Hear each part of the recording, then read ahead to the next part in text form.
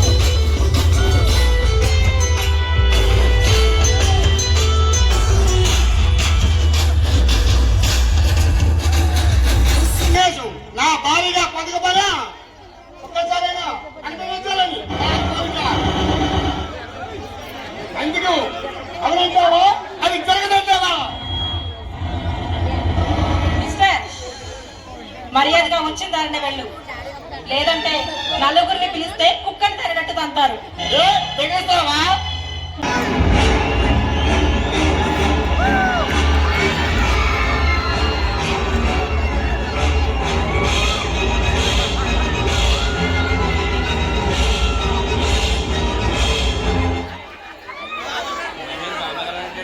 చాలా థ్యాంక్స్ అండి. సమయానికి దేవుళ్ళ వచ్చి ఆ దుర్మార్గుడి చేతుల్లో నా జీవితం నలిగిపోకుండా కాపాడారు. మీ రుణం ఎలా తీర్చుకోవాలో, మీకు ఎలా కృతజ్ఞత చెప్పాలో అర్థం కావడం లేదు. పర్వాలేదు, అందరం మోసుకొని ఉన్నారు పెద్దలు. మీరు ఇలా ఒంటరిగా రావడం మంచిది కాదు. అసలు నన్ను అడిగితే వాడు తప్పేం లేదంటాను. అంటే నా తప్పంటారా? కాదు, అంతా భగవంతుడి తప్పు అంటాను. భలే వారండి మీరు. ఏ ఒంటరిగా కనబడిన ఆడపిల్లని బలవంతం చేయమని చెప్పాడా మీ భగవంతుడు? కాదు, ఇంత అందంగా ఉన్న ఆడదాన్ని అందులో నువ్వు ఒంటరిగా కనపడితే ఏ మగవాడు విడిచిపెడతాడు? మీరే చెప్పండి. ఆపరే, ఇంకా చెప్పండి. ఇంత ఎత్తుకు ఎదిగావు. నీ మంచితనం నాకు చాలా నచ్చాయి. అందుకే ఐ లవ్ యూ.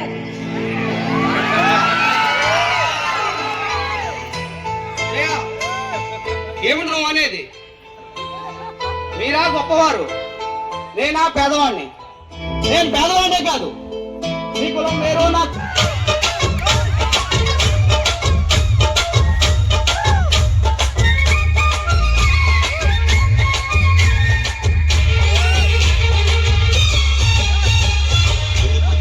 చిన్నది తాజా సోకులున్నది.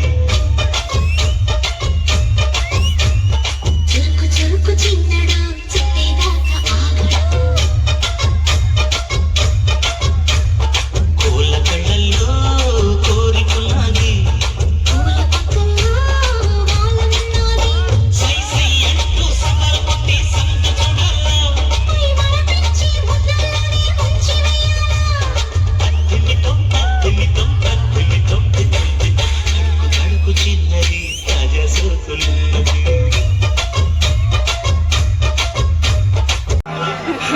బావగారు మరీ పొగిడి ములగ చెట్టు ఎక్కిస్తున్నారు. ఇది పొగుడు కాదు, ఇంత మధురంగా వాడి నిన్ను మనసారా అభినందిస్తున్నాను. నీ గానానికి మోగుతున్నాయి. వచ్చి విషయం మర్చిపోయింది చెయ్య. ఏమిటో ఆ విషయం? ఏముంది, నీతో మన పెళ్లి విషయం మాట్లాడదామని వయసు వాళ్ళు ఎంతకాలం మనం ఒంటరిగా ఉండగలం చెయ్య. పెళ్ళా? అప్పుడే మన పెళ్లికి తొందర ఏముంది? నీకు రాకపోవచ్చు, నాకు తొందరగానే ఉంది. అయితే సంబంధం చూసావా మరి? ఎవరికి? ఇంకెవరికి? నీకే. దేవుడు చెయ్య. గొర్రె పిల్లల సంఖ్యలో పెట్టుకుని ఊరంతా ఎదిగాడంట. అలాంటి నువ్వుండగా ఏదో సంబంధం నాకెందుకు చెయ్య?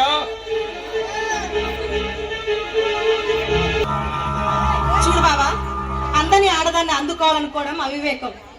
నాపై లేనిపోని ఆశలు పెట్టుకొని గాలిలో మేడలు కట్టుకొని అలా ఉండకు. అవి ఏ నాటికైనా కూలిపోగలవు. అందుకే నీ మనసు మార్చుకో. అందుకే నీ మీద నాకు ఆ ఉద్దేశం లేదు బాబా. పిచ్చిదానా, ఒక ఇంట్లో పెరిగినంత మాత్రాన వరుసలు మారిపోతాయా? నీ ఉద్దేశం ఎలాగున్నా ఈ లోకం దృష్టిలో మన ఇద్దరు బాబా మరదల్లో కాబోయే భార్య భర్తలు. బావా మామయ్య, ఒక విషయం మర్చిపోయాను మామయ్య. ఏమిటా అది? నేను బొంబాయి రాగానే పెళ్లి చేసుకోవాలనుకున్నాను మామయ్య. ఎవరినైనా ప్రేమించావేంట్రా?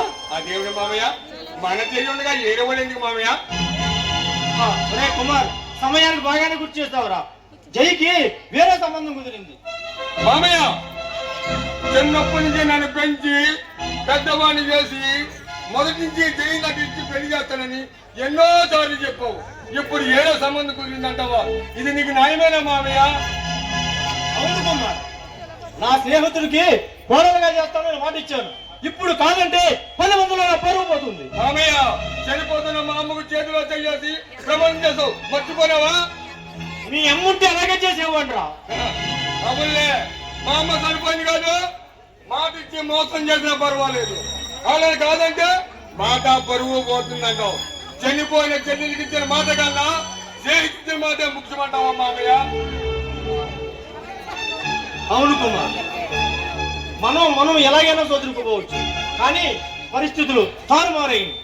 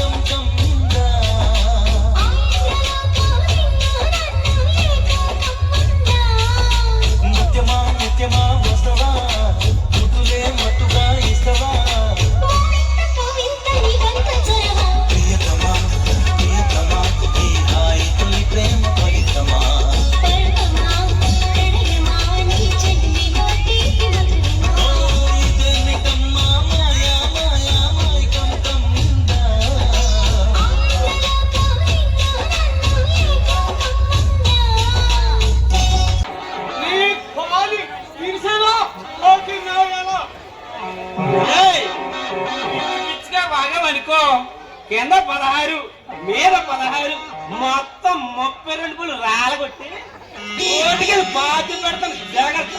అసలు నేనంటే ఎవరో తెలిసే మాట్లాడుతున్నావా?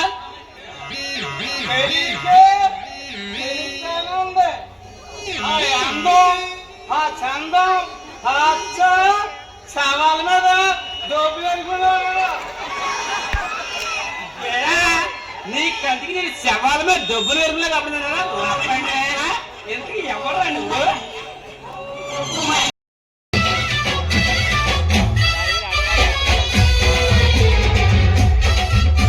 చూడు రంగనాథం, సుమారు ఈ ఫ్యాక్టరీ నిర్మించి 25 సంవత్సరాలైంది. ఇలా ఎన్నడూ జరగలేదు. కాలాలు నీ దగ్గర ఉండడం, డబ్బంతా మాయమవడం, ఇదంతా ఒక విచిత్రంగా ఉంది కదా. బాబు గారు, ఏమిటి మీరు అనేది? నేను రాకముందే అంతా జరిగిపోయింది సార్. ఇది నేను నమ్మను. ఇదంతా నీకు తెలియకుండానే జరిగిందంటావా? అంటే ఏమిటి బాబు మీరు అనేది? ఇదంతా నీకు తెలియకుండానే జరిగిందా? బాబు గారు, నన్ను అనుమానిస్తున్నారా? నాకు ఏ పాపం తెలియదు బాబు. నా కుటుంబానికి తేలిన ప్రాణం చేసి నీకు చిన్న కుటుంబం నా తలపై కనిపించారు. ధర్మానికి 10 రూపాయలు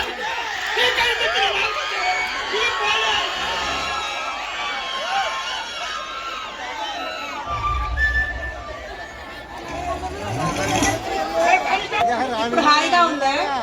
నువ్వు పక్కన ఉంటే ఇప్పుడే కాదు ఎప్పుడు ఎక్కడైనా హాయిగానే ఉంటుంది. అసలు ఇది పగలో రాత్రి కూడా తెలియనట్టుంటుంది. ఎందుకా? ఆడదాని మహిమ అర్థం తెలిపామా అలాంటిది. ఎందుకు మన పెళ్లి గురించి మీ నాన్నగారు ఏమన్నారు జయ? ఆ విషయం ఇంకా నాన్నగారితో చెప్పలేదు రాజేష్. నాకేదో భయంగా ఉంది. భయమా? భయం ఎందుకు జయ? నేను ఉండగా భయం సంబంధం చూసి పెళ్లి చేస్తాను. అలాగే డాడీ, అలాగే మీరు చెప్పినట్టే కానివ్వండి. కోటేశ్వరుని కొడుకుని తెచ్చి నా మెడకు ఉరితాడు.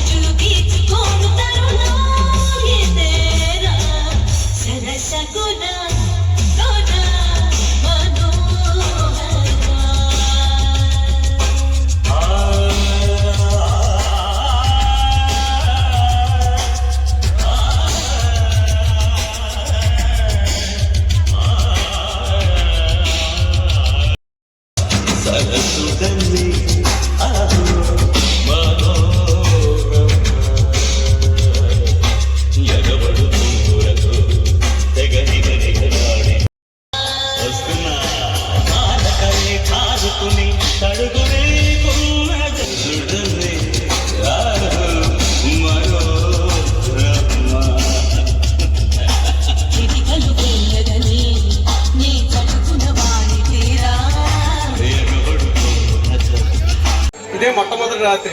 దీనే మన పెద్దలు శోభనపు రాత్రి అంటారు. నీకు ఇష్టం లేకుండా నీ ఉద్దేశం తెలుసుకోకుండా నేను పెళ్లి చేసుకున్నందుకు కోపంగా ఉంది కదా. నేను నిన్ను ఎందుకు చేసుకున్నాను నీకు బాగా తెలుసు. మీ నాన్న నాకు చేసిన ద్రోహానికి, నా కుటుంబంలో చేసిన అన్యాయానికి కోర్టు వచ్చిన తీర్పు ప్రకారంగా నిన్ను నా భార్యగా పొందాను. మా నాన్నగారు చేసిన నేరానికి శిక్ష మీరు అనుభవించారు. కోర్టు వారిచ్చిన తీర్పుతో నేను శిక్ష అనుభవించాలని మీరు నన్ను పెళ్లి చేసుకున్నారు, అంతే కదా?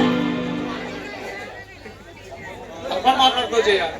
నేను మీ నాన్న లాంటి కసాయివాణి కాదు. ఈ సమాజంలో భార్యకు భర్త ఇవ్వాల్సిన గౌరవాన్ని ప్రేమను ఇస్తాను. నిన్ను నా జీవన జ్యోతిలో నా మనసులో దాచుకుంటాను.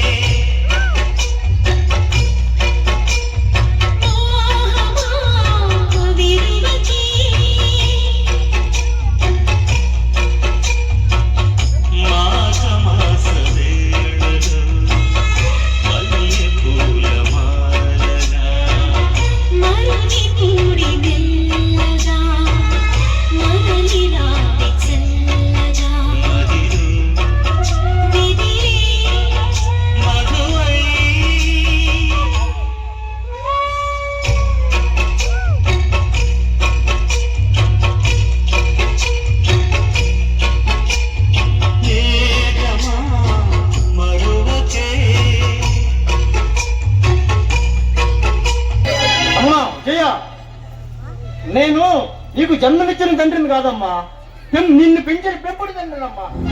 నీకు జన్మనిచ్చిన తండ్రి ఆయనేనమ్మా, ఆయనే. నాన్న, నో నో, వీడు నా తండ్రి కాడానికి వీలేదు.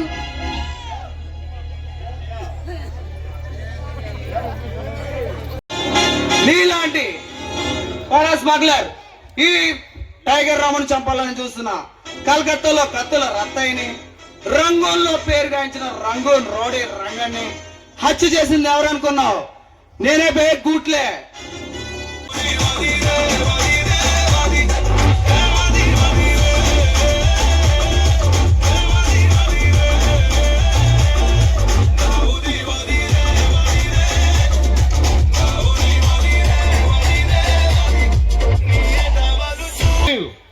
చూడు జయ, చివరిసారిగా నీ ఆరాధ్య దైవాన్ని ప్రార్థించుకో, పాపం పుణ్యం అయినా దక్కుతుంది.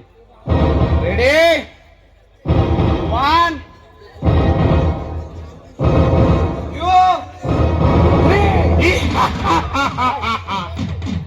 దొరబాబు, దొరబాబుని కాదు బే, నిన్ను నీ ముఠాను పట్టుకోవడానికి దొరబాబుగా పేరు మార్చుకొని మారువేషంలో తిరుగుతున్న సిఐడి రాజేష్ కుమార్ ని.